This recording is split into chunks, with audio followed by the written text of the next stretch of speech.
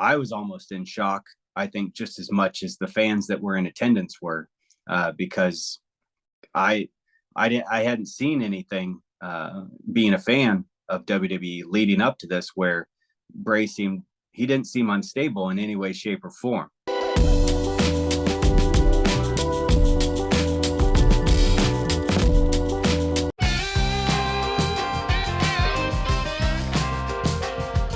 Hello, everyone. This is Bill Apter down here at the Apter Chat, and I'm speaking with a young man right now. What's your first name, sir?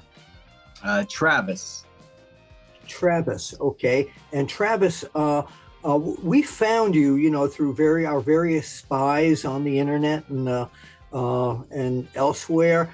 You are the guy who is viciously attacked on SmackDown by Bray Wyatt. He went completely crazy. You were holding the TV camera, and so from your perspective, because you should have been safe in your job there. How long have you been a TV camera person? Well, I was hired for that night's SmackDown. Yes. To come in and do a job that I wasn't sure. I had no idea what was going to happen that night. I knew I was supposed to show up, do my job as a cameraman. Yep. And lo and behold, I was in the ring with Bray Wyatt while he was what I thought was cutting just a very standard promo, telling the fans about what had happened on the previous week's SmackDown between him and LA Knight. Yeah. And it was pretty dark in there, I saw. Now, at one point, we saw him get very close to you.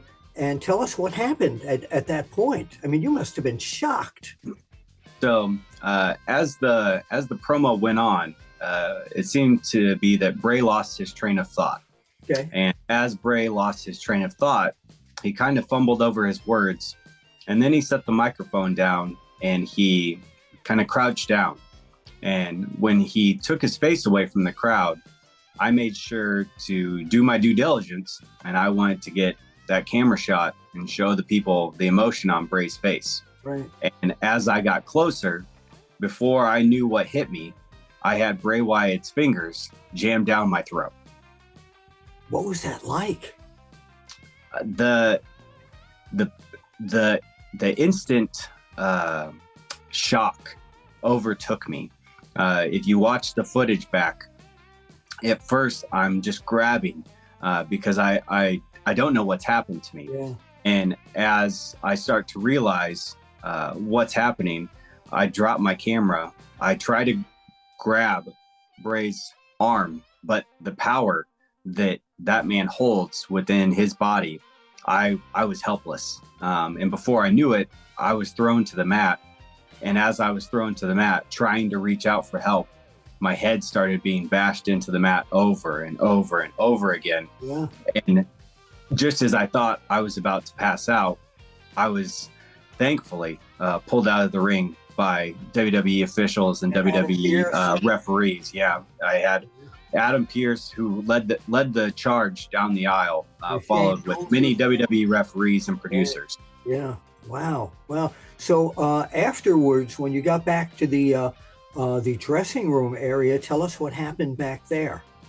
I had to ask multiple people what had happened because before I knew it, I was trying to go over the thoughts in my head of what I'd just done, and I had to have a couple people relay back to me and show me a replay of what happened, and I was almost in shock, I think, just as much as the fans that were in attendance were, because I hadn't seen anything, being a fan of WWE leading up to this, where Bray didn't seem unstable in any way, shape, or form. Yeah, seemed very level-headed for a little while. Did you have any contact with him after the incident? No contact. He never came back, said anything to you, or apologized? If he in some way, shape, or form was looking for me to apologize, I'm not sure. For all I know, he could have come by and apologized, and I just don't even remember it. The shock of everything that happened and everything that happened so quickly, everything is kind of just a blur. I've seen on YouTube and social media multiple times everything that's happened, but I'm still trying to wrap my head around everything at this point. Are you considering pressing legal charges since you were there as a cameraman? So no, not at all. I know when it comes to World Wrestling Entertainment, I know the environment that I'm stepping into, and I know what my job is as a cameraman. And even if I were to look at any other cameraman who maybe stands on the sidelines of an NBA basketball game or an NFL football game, you have to be ready for anything. And that night, I just drew the unlucky card of being the cameraman that was too close to Bray Wyatt. All right. So now I'm going to reveal something that our fans don't know about yet. We're going to kind of go out of storyline, but let's take a look at the engraving on your hat. JT Energy. What is JT Energy? That's you. JT Energy. Tell us about JT Energy. JT Energy is a professional wrestler who trained at the Black and Brave Wrestling Academy under Seth Rollins and Merrick Brave and Matt Mayday, located in the Quad Cities of Iowa, Davenport, Iowa, to be exact. I'm a professional wrestler that has been active for almost 7 years. And a part-time cameraman. Yeah, and part-time cameraman, part-time security guard, part-time medic, part-time pretty much whatever you need me to be, I'll be your guy. So tell us about JT Energy. Where does he wrestle, and what are your height, weight, and who are some of the people you've wrestled? I'm 6 foot, 196. I'm mostly based right out of the Quad City area. My promotions that I am most known and wrestle for is SCW Pro, which is run by Merrick Brave, half of the Black and Brave Wrestling Academy. 3XW, which is based out of Des Moines, Iowa, and Central Empire Wrestling, which is based out of Oskaloosa, Iowa. Those are kind of my three mainstays. I do travel here and there. I've gone to Minnesota, Wisconsin, Illinois, Oklahoma, always trying to expand the resume of a pro wrestler. What is your ring style? My ring style, so JT Energy, my nickname is the Unsolved Mystery. When I come out, I have a Mr. Gun that I kind of spray all around me. And when people see me for the first time, I want their first impression of me to be, I'm not really sure what I'm seeing right now. I want people's brain to really work through things to try to figure out what they're going to see. But I'm not high flying. I'm not a power guy. I'm not a submission specialist. I'm a little bit of everything all wrapped up into one, depending on who I'm facing that night.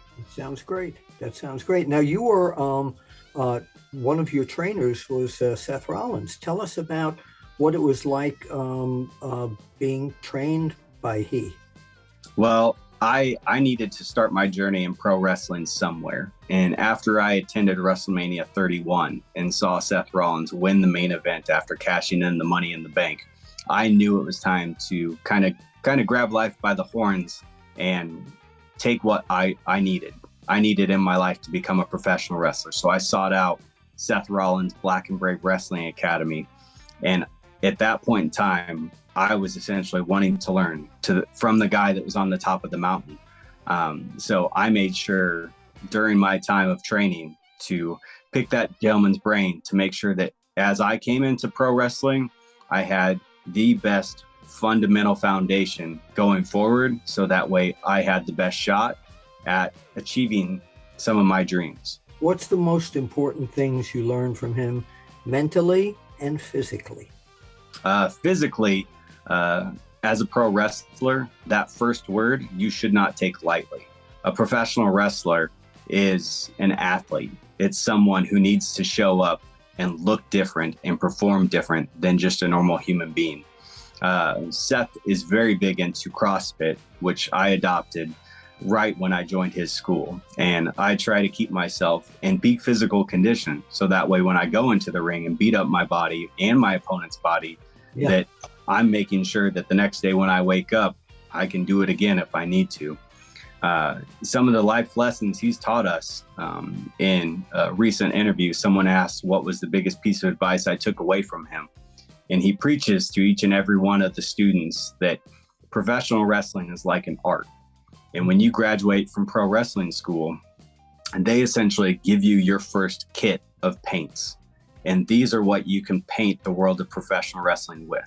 But art is different to everybody. So when you go in there, you now have the skills with those paints that you've been given to paint whatever masterpiece you want to envision through your mind into the fans' eyes. Very, very well said. Where can people find you on social media? If you want to follow me on social media, you can search JT Energy, or my handle is at DJ Click and Play. That's CLICK, the letter N, PLAY, DJ Click and Play, or JT Energy. Search me. You can find me on YouTube, Facebook, Twitter, TikTok, Pro Wrestling Tees. I'm all over the place. Apter Chat. Apter Chat, absolutely. Another tick on the resume. Yes, definitely. So before we end the interview here, come really close to the camera, all right? Bray Wyatt has now found out that you are also a professional wrestler. Look in the camera. He's watching this. Tell Bray Wyatt in a really good promo what's going to happen to him now. Bray, in your mind, without even me saying a word, you're already laughing at me. You don't take me seriously. And you know who else didn't take me seriously? Your Wyatt family brethren, Eric Rowan. And Eric Rowan stepped into the ring with me and lost. And if you taught him everything that you know, what do you think I can do to you? Just because you can beat me down, you can get in my head, you can make me bleed, that doesn't mean that you can defeat me. Every man has a chance, and JT Energy has a chance to beat you. See, that's great, because there are so many guys that can't do it on the spur of the moment. You excelled at it just now. One last thing. Can you do the Seth Rollins laugh? That's very good. All right. So again, for Bill Apter and JT Energy, we will see you. Would you mind pointing out to the camera? We will see you at the matches. Yeah.